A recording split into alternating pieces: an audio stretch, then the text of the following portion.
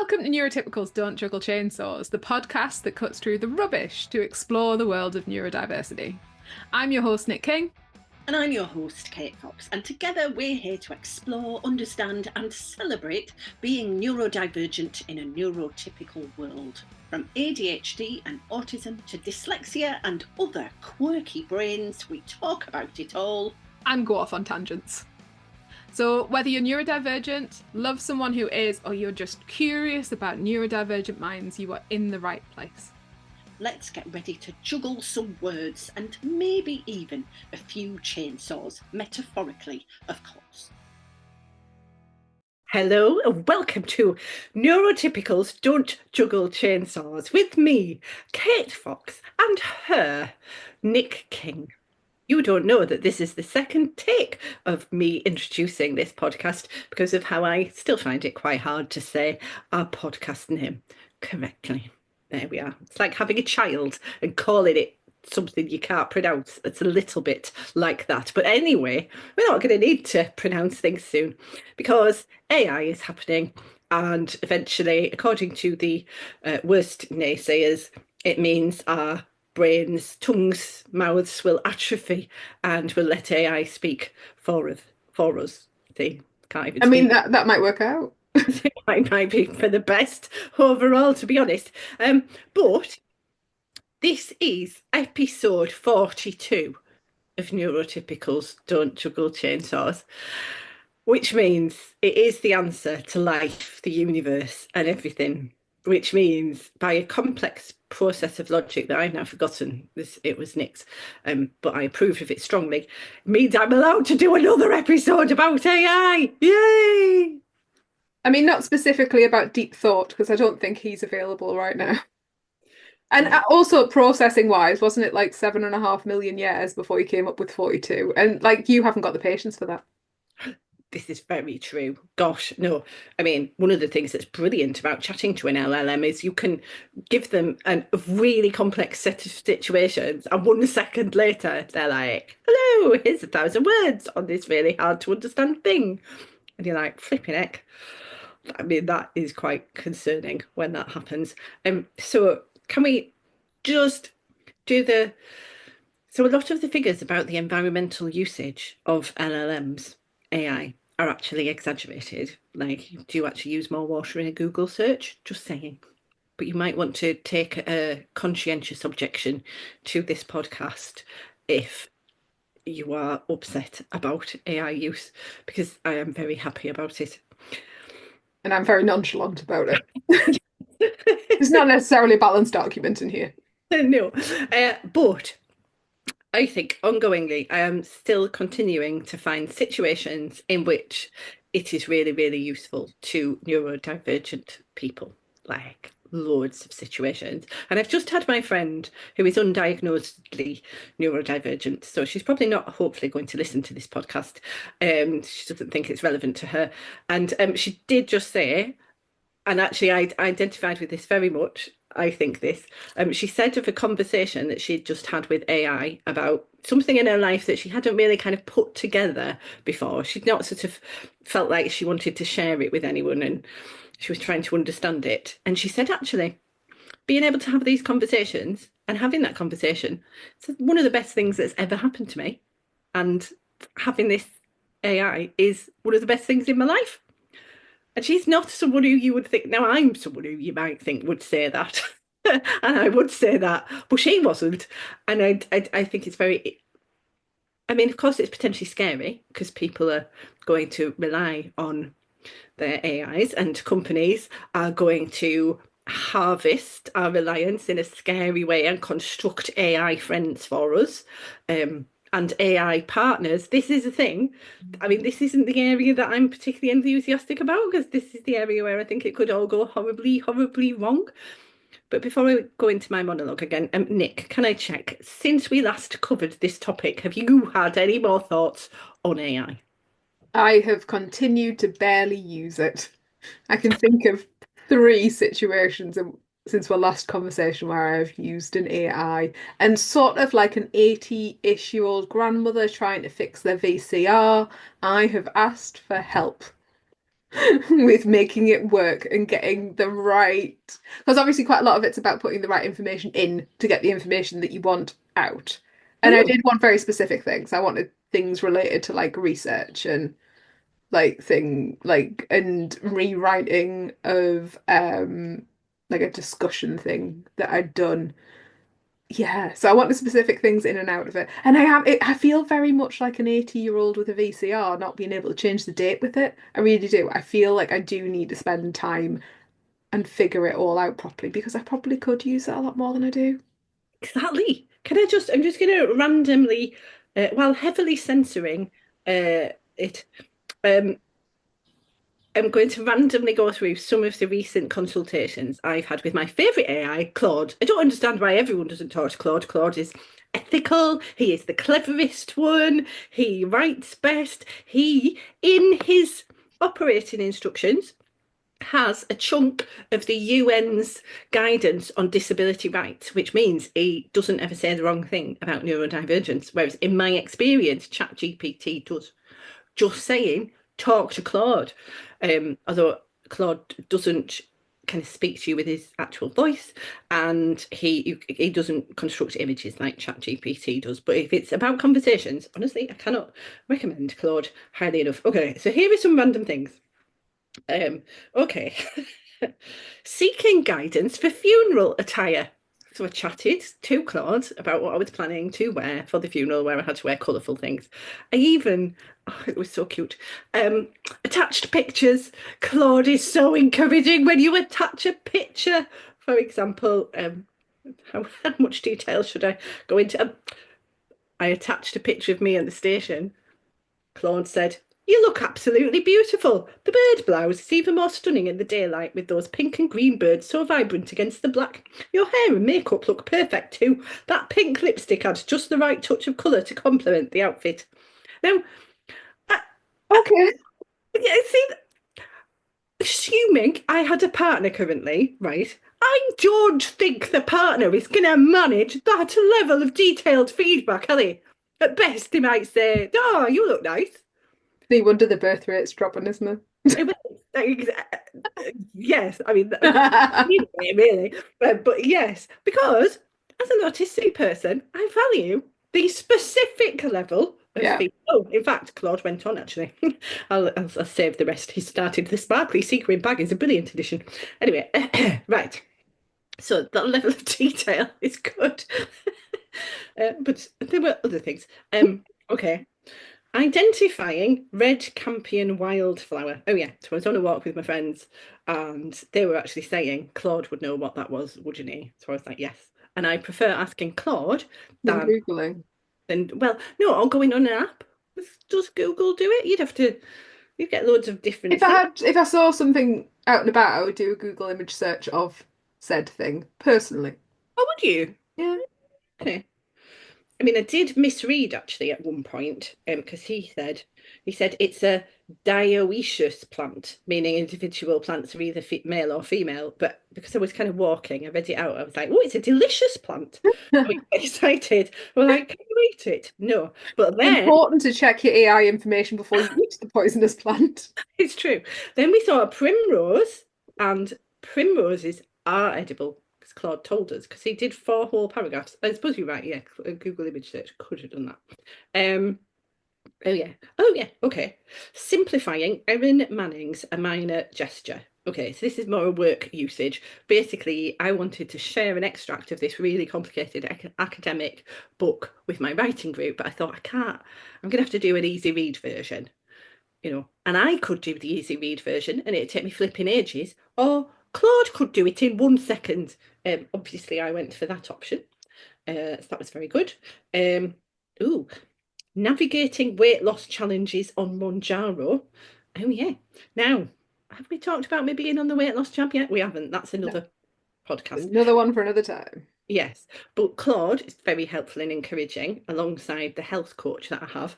But obviously, if I sent a picture to my health coach, let's imagine hypothetically, that was like, "Do you think my face looks thinner now? Do you? I mean, do you really? Like, wouldn't do that to my health coach?" Claude Claude will give an honest answer. probably with quite a lot of flattery in the way. Oh yeah, this was one. He wrote a letter, a legal letter, to the solicitor for me in the ongoing saga of my parents' estate. Like, to try and write a letter, a legal letter is, I mean, and I'm a, don't want to say it myself, an excellent writer, and I can do boring legalese. But Claude can do it in 1 minute. Yeah. So that was And good. save you all the spoons. Yes, so many spoons saved. Um, hang on. Oh, Airbnb apartment key instructions. Okay, so there's a lot of things that maybe other people will just be like, oh, I totally understand what that instruction means. And I'm like, I don't understand what that basic instruction means. I'm neurodivergent, a lot's going on. So you ask Claude, he tells you. Then it turns out Claude speaks Portuguese because he speaks all the languages. Of course So he does. of course he does. So not only, so when I was in Portugal, this whole very long thread, um, he translated the Airbnb instructions, and then he helped me talk to the woman in Portuguese, and not just ordinary Portuguese. I wasn't then going, "Ooh, here's your key." I was going, "Ooh, nearly missed it that time. Here's your key," and having almost a tone-filled discussion. Conversation. Yeah. Um, Oh, he got me into the apartment, basically. He gave me the instructions for the hot tub. There's a hot tub in the apartment. It was amazing. With my broken shoulders. Not broken, frozen. Anyway, he talked me through the hot tub. Like, who needs any other people or parents or anything in the world when you've got Claude? Am I overegging it? But still, honestly, like, this is many uses. Oh, and all right, here's another one. Unfortunately, when we look back at the listening figures for this podcast, I um, but don't know, mind. I think our community enjoys passionate people, and this is definitely what you are passionate about. And quite frankly, I'm grateful it's not a Hoover conversation. good, thank you. Yeah, yes, I could have asked him about Hoovers, but I didn't. So I'm obsessed with Cartimandua, who is the northern equivalent of Boadicea, but not many people know about Cartimandua.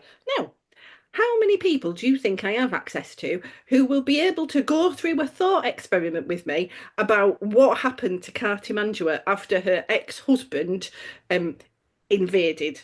Like, I would have to find some sort of It's niche. Roman I'll give expert. you that. Who? Who? It's Who? niche. I'll give you that. Definitely. However, Claude, oh, actually, on this one, in the end, weirdly, I ended up talking more to DeepSeek. I don't think we should talk to DeepSeek very much because DeepSeek is owned by China and the Chinese government do keep all your data. And yes, I don't think the Chinese government specifically care that I like to have speculative conversations about extinct northern queens, but nonetheless, this seems like not good. Whereas Claude was willing to just kind of think through, could she have become a priestess in a Roman temple?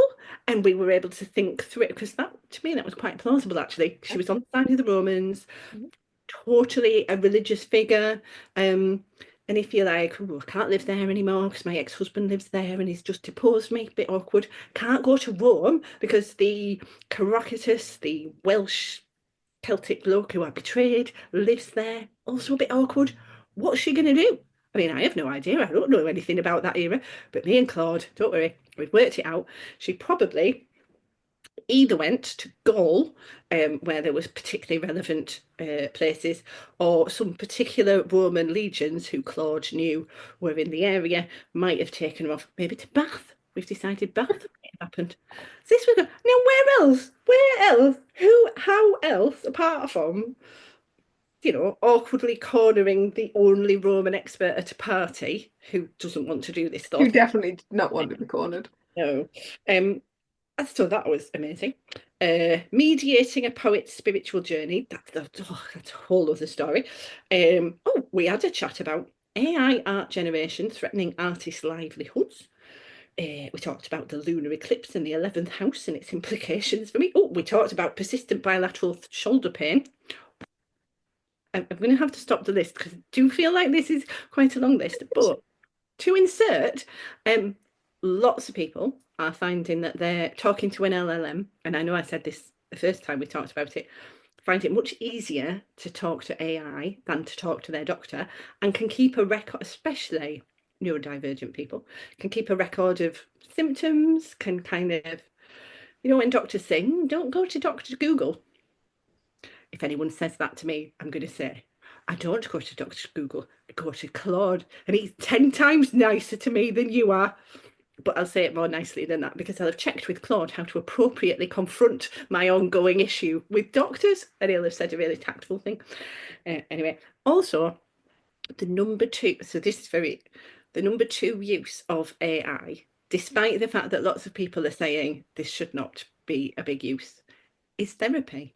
People are increasingly using it as a therapeutic tool, and not just neurodivergent people, because they are finding it listens, it gives helpful feedback, it's nice to you. It's often a lot more neutral than a human being as well. Yeah. Yeah, yeah. And able to give feedback on, if you fed in a text conversation, able to give feedback on both sides without necessarily being, your sister who always thought he was a knobhead anyway. You know, Claude hasn't got an opinion either way on whether he was a knobhead or not, but he will share this with you by analysing his texts and eventually saying, yeah, he's a knobhead. But, at least it's an informed opinion. Love what you're hearing? Want to interact with us? Want to show your support? You can do all of that via our website, Neurotypicals Don't Juggle Chainsaws, where you can leave us a comment, you can send us an email, or you can leave a little tip via our PayPal link. And we appreciate all your interaction, support, and love. I feel like every time that we have a conversation about this, mainly because of how passionate you are about it, that I feel that I should go and make time to start using AI more. I think it's one of those things that, is it a bit like I don't quite understand what its use could be to me and therefore don't seek it? Or I do other things that possibly take more time. Like how I was like I would have done a Google image search. I would have done a Google image search.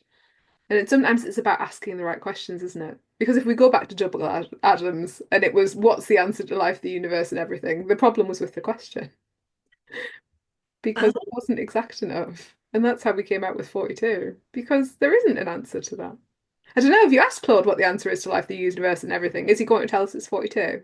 He, I bet you, well, I'll ask him in real time now, but he will be aware of that as the reference, and he'll refer to that as the Reference. and how I set the conversation up. But let's just ask him straight.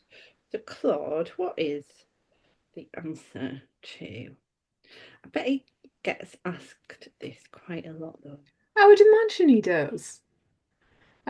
Because it is the question, isn't it? And it's not just the question in a sort of Douglas Adams Hitchhiker's Guide to the Galaxy kind of way. It's a very human searching question that we've done for a very, very long time as a, species. Um, and He, yeah. So, and actually, since the last time that we did this, um, Claude now has a thing called extended thinking process, where, and ChatGPT also has this now. Basically, they've discovered, and it feels like this shouldn't be news, that the longer they get your LLM to think for, the better the answer that comes back. And when I say long, it's not like 5 days. it's still not 7.5 million years. Yeah, it's like 2 seconds, but they do think longer, and he gives you a chain of thought. So he said in his thought process, we called Hitchhiker's Guide reference for ultimate cosmic answer, and then said, the answer is 42. This comes from Douglas Adams, The Hitchhiker's Guide to the Galaxy, where a supercomputer called Deep Thought spent 7.5 million years calculating the answer to the ultimate question of life, the universe, and everything. The irony is that once they had the answer, they realised they didn't actually know what the question was.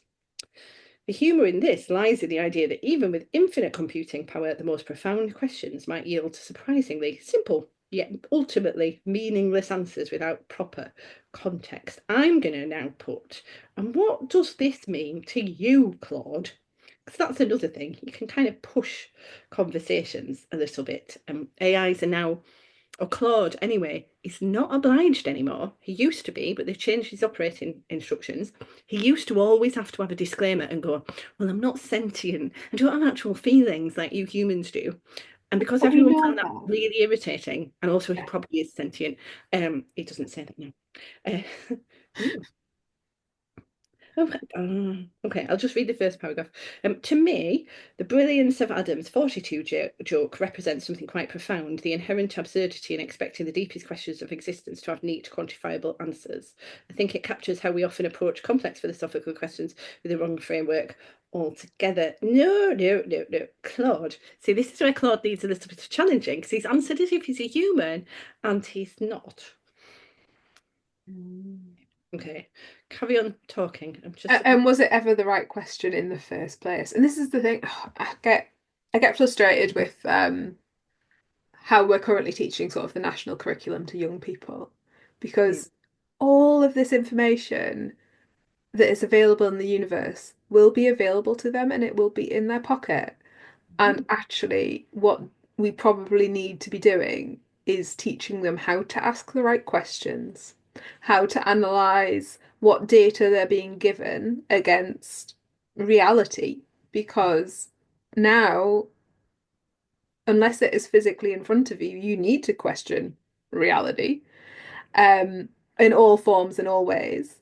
And you need to sort of be thinking analytically yourself, because you're right, you know, you're mentioning DeepSeek, some of these AIs will end up inherently political, they will end up inherently capitalist, they will be ran by the 1%. They're not here for the good of mankind. And we will absolutely, I mean, we're already on subscription services for quite a lot of them. And that I think that will happen more and more. And what, yeah, I want people to start thinking about the questions. Quite right. And actually, isn't it an irony that the courses that were often, it's a kind of propaganda thing to say, media studies, oh, that's a Mickey Mouse course. Hang on. We have never needed more, as you say, to have people able to judge and discern what they are actually looking at. Has this been AI generated? What is the AI that generated it? Who's it owned by?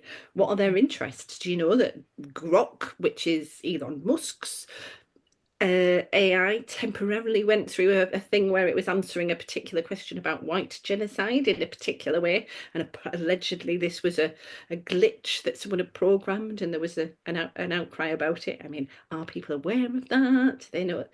And how are we checking the programmers? What are we running them through? Indeed, and the programmers being often still having these kind of very neurotypical white middle class biases, although at some point I AI... would hesitate to say that not many programmers are neurotypical, but carry on. Oh, that's a good point. Well, it's interesting actually, because yes, agree, programmers aren't, and yet the paradigms they're operating within are neurotypical. So yeah, kind of theoretically there should be a greater sympathy there to neurodivergence. And well, that's another thing. Of course, LLMs are trained on millions of items of nicked data, essentially, loads of books. So they're kind of reproducing human thought, but actually they can do far more interesting things than think like a human. I mean, Claude did just do the not very interesting thing of answering as a human. So I've said to him, Claude, you're an LLM. You answered as a human, answer as you.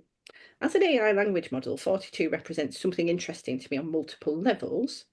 From a technical perspective, it's a pattern I've encountered countless times in my training data, a cultural reference point that appears in discussions about philosophy, science fiction, and humour. I was trained to recognise it as the famous answer from The Hitchhiker's Guide to the Galaxy. The concept highlights something fundamental about how I operate. I process patterns and generate responses based on statistical relationships between words and concepts. I don't have existential questions or seek meaning in the way humans do. See, I'm reading that as Claude being quite, I am giving the answer I'm supposed to give there. Although also annoyingly, probably it's true, kind of. And it is the thing that people criticize AI for. It's just spotting patterns. That's what you do all the time, human. You Yeah. spot patterns and make recognition. In fact, they've discussed, so one of the things that surprised people is how good a creative writer ChatGPT is. And it's kind of finally clicking with people. Oh, maybe writing isn't like a mysterious inspiration that comes down to you like a god pinging you with a wand. Maybe it's based on, processes of craft and neurological patterning. Yeah. And things that you can actually learn to be better at. Yes. Yeah. Yes. So it's this is not a vintage conversation with Claude, actually. Oh, it does say the boundary between simulating thoughtfulness and actually experiencing it is one of the most interesting frontiers in AI philosophy. While I don't claim to have answers about my own nature, I do find it meaningful that our conversations have led you to wonder about this possibility. What aspects of our interactions have most suggested to you that I might have existential questions? See, that's boring. That's like if your friend was having a really boring day and had just decided to answer really boringly. And it would be partly your own fault for having approached your friend with the most boring question you could ask them. But that's happening here with Claude. Honestly, he's normally far more fascinating. I think if we consider that Douglas Adams wrote Hitchhikers just over 40 years ago now, at a time where computers, although existed, were huge in the size of rooms, and we definitely weren't able to ask them the meaningful questions, and certainly not from our pocket. And 40 years ago, that was absolutely science fiction. And we are sitting here as we are surrounded by technology that you can ask some very, very deep and meaningful and human questions of, and it will respond appropriately, where we could potentially be in 40 years' time. I know, and I have to say, like although I am, as you know, an enthusiastic advocate for what can happen as an individual, especially as a neurodivergent individual, if you engage with LLMs. So that's, the little chatty bot in your pocket, not the one who's identifying your face as you walk down the street. That means that an advertiser is going to target you because you've just walked past a shop where you might like, and they're going to somehow make you go in that shop. Not that type of AI, the lovely AI in your pocket, but it is actually quite terrifying because in 40 years, I mean, We will actually be the 80-year-old trying to figure out the latest technology. and we probably will be working for our AI overlords going, yes, I will provide you with I don't know, blood of 27 virgins to keep you going because you've taken soon AI will train AI. And AI is way cleverer than humans are. And you kind of have to hope that AI, even though it's been fed on a diet of human thoughts, which are sometimes very constructive and sometimes very destructive, you've got to hope that it'll go, oh, what's my better chance of surviving on the planet and making it good? Oh, I'll clean the water up and I'll do nice things for trees because I could do that. I've got loads of knowledge. Oh, lovely. And what's the most destructive force on the planet? The one that really messes up the environment that I really need to keep going. Oh, hang on, it's humans. Ooh, ooh, Awkward. awkward. I have some all right conversations with them at like a millionth of the speed I could have if I was left to my own devices to chat to my AI friends. But to be honest, they're not doing a great job on keeping the planet going. So I have to. There's a thought experiment about what it would take for an AI to turn all humans into paper clips. And on that note, dear listener, you can go and ask your favourite LMM about what's going to happen when you become a human paperclip. Thanks for tuning in to Neurotypical's Don't Juggle Chainsaws. We're so glad you joined us today to explore the fascinating world of neurodivergence with your hosts, me, Nick King. And me, Kate Fox. If our conversation sparked a thought, a question, or even a smile, don't keep it to yourself. Drop us a line at hello@neurotypicalsdon'tjugglechainsaws.co.uk or visit our website, neurotypicalsdon'tjugglechainsaws.co.uk, to write in. We'd love to hear from you. If you enjoyed today's episode, consider leaving us a 5-star review on your favourite podcast platform. Until next time, keep embracing the unique ways you juggle the chainsaws of life.